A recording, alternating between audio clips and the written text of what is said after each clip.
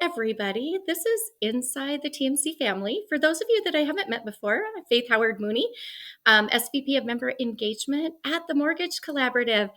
And I'm super lucky today. Number one, this is our inaugural member interview with one of our partners for Inside the TMC Family. Very, very excited to have Chris Bennett, who is the principal at Vice Capital Markets, with me today. Hi, Chris. Hey Faith, I'm honored. Thanks so much for having me on. Yeah, you have been like a long time member of TMC. We're a 10-year-old company and you've been with us, what, eight?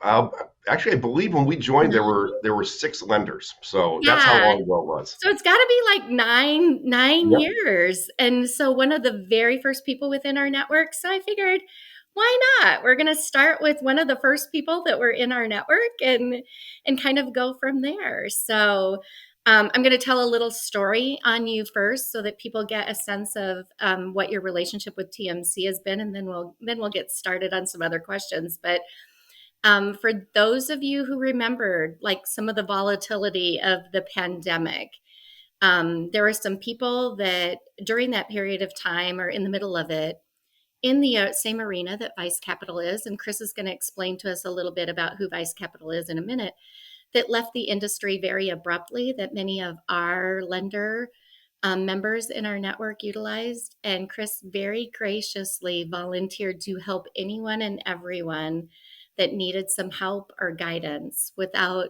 any compensation considered in the background. So that's how I see Vice Capital Markets. Chris, would you love to share just a little bit about who Vice Capital is? I sure would. Yeah, it was. Boy, it seems like a long time ago sometimes now, doesn't it? It And, does. and that's really, I think, one of the biggest parts of the mortgage collaborative is it's about helping each other. It's not just about what can someone do for me or driving revenue, but it's about helping each other. So Vice Capital Markets, we are a hedge advisory firm that's been around for 23 years. I founded it back in 2001. We work with lenders big and small all over the whole country. We've been, like I said, very proud to be a TMC member going back really from the very, very first year. Yep. So it's Yep. been wonderful. Just met so many great people, developed so many great relationships, learned a lot along the way, and shared a lot along the way too. Yeah, absolutely. Absolutely. So this is our opportunity to get to know you a little bit better. And I'm always excited when I do this, when I don't know somebody's background at all. So let's get started with that. Share with me what your first job ever was, not in mortgage, but like your first, like even kid job that you got paid Yeah. For myself, actually, there were probably four different ones. Starting around age 11, I got a job as a caddy. My very first time I rode my bike 4 miles, got there at 6 a.m., had to wait until 11 a.m. to get what we call a loop, which is to get a golfer. Finished at 3:30, got home at 4, and I got paid a total of $8. So I thought, I'm going to look at some other things I think I can do for money versus spending 10 hours and making $8. So started mowing lawns in the neighborhood. Later on, actually, I also got a job as the custodian at my church. It was about 10 or 15 hours a week, which was perfect. And then also I was the kid at the golf course driving range that drove the tractor that picks up all the Oh, rainfall. yeah. And almost every single time, as soon as I got out there, all the golfers would look and actually aim at me on Game purpose. for you. Yeah, Oh yeah, for sure. so, had, You were had a their very good target. cage around me, fortunately.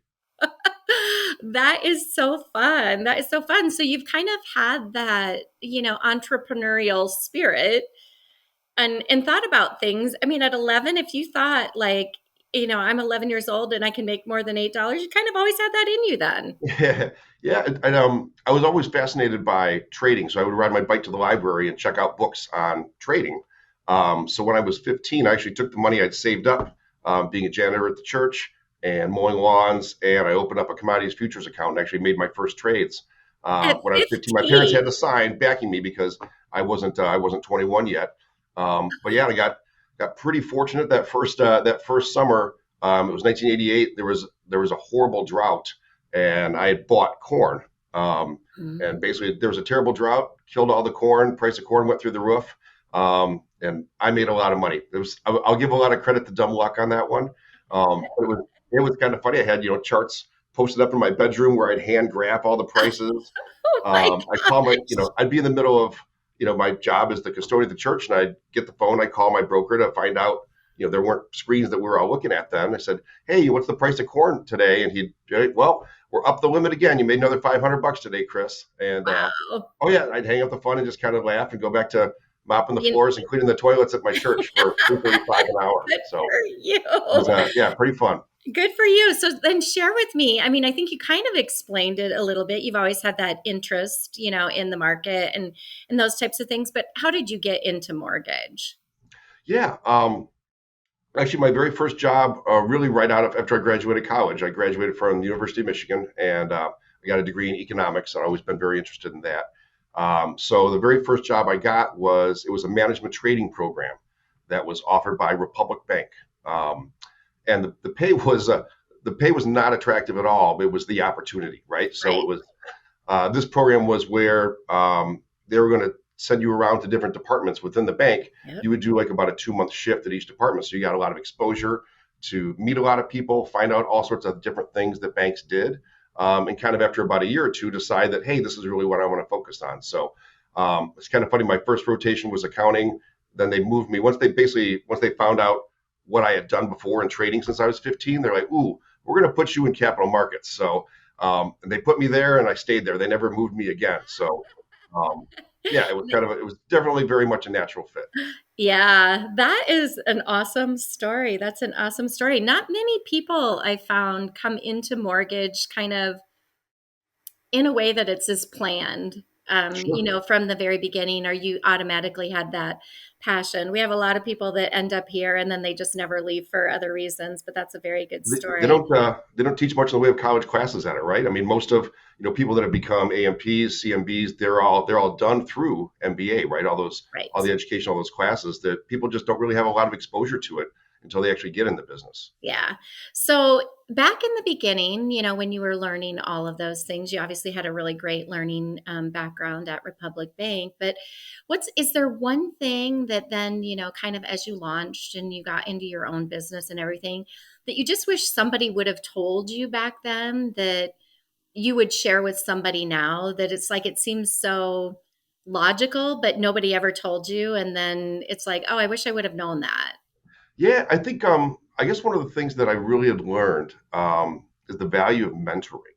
I was very lucky when I got that job at Republic Bank that my boss, Just Monticello, still in the business, by the way. I believe he's 70 now and still working full time and loving every day of it. Woohoo, good Um, for him. yeah, he would invite me to just come and sit in his office for half hour, 45 minutes, and just watch what he did. And he would, point to all these things. It was called a night Ritter screen back then, which had all the bond prices on them, and just explain to me what it was he was doing. So I'd learn a lot about kind of philosophies, and they don't. There wasn't a book to go read on the Yeah. subject, so he was Yeah. very So you generous got with his time. Yeah, and I learned a tremendous amount, and I really learned the value in that on both sides of it. And I think I also learned that you know, you can't just sort of sit there and have things given to you, or, well, I've been here X number of years, so here's my next thing. You really have to drive that yourself. You have to drive learning new things. You can't just rely on other people to decide that, hey, I'm going to sit you down and teach you. It's very fortunate if you have that, but you really have to kind of drive those things yourself if you Mhm. want to learn and grow. Yeah.